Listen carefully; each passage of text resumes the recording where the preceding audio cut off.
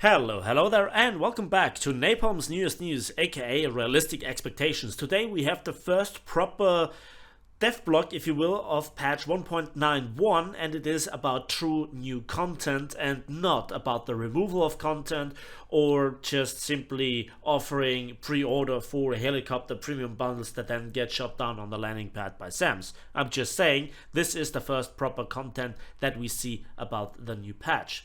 And it is the American light cruiser, the USS Atlanta, which looks a bit more like an oversized and overgunned destroyer, and it is beautiful. I have been waiting for the ship for quite some time. It is the first of the anticipated fourth wave of cruisers within War Thunder, and it is a step backwards in terms of caliber, but therefore we have quite a few of them. We have overall 16 5-inch 38s, maximum broadside of 14, and that is when we look at the rate of fire that we can expect from the USS Sumner and USS Somers of 2.8 seconds. That is just a rainbow of death coming your way.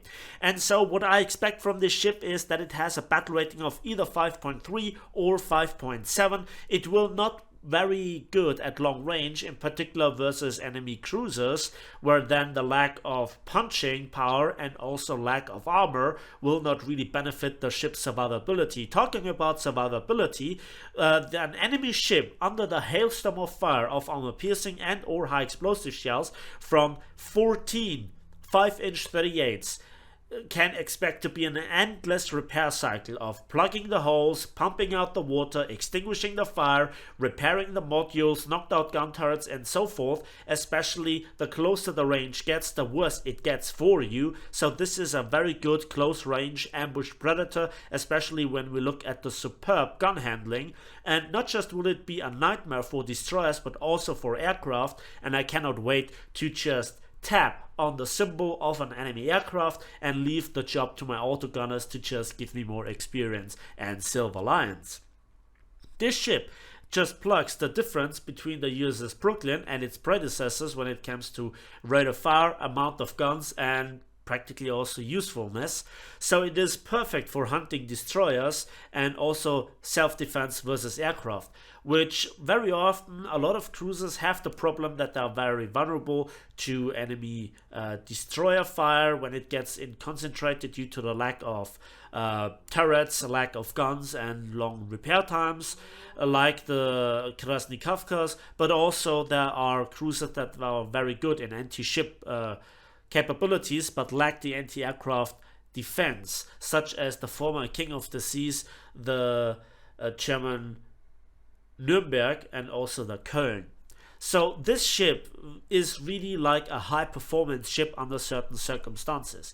Also props to Gaijin for nailing the model. It looks beautiful. I cannot expect to make the Daka Daka work. We also have some quadruple mountings of 28mm guns. They are not really all that great, but we also can see torpedoes, and I think that this ship is very well suited for all the situations to come. So this will be a firework of performance, but also firework if something can penetrate easily your 3.75-inch maximum belt armor thickness. That's not even 100mm, so multiple ships will be able to punch clean through that, especially the bigger cruisers.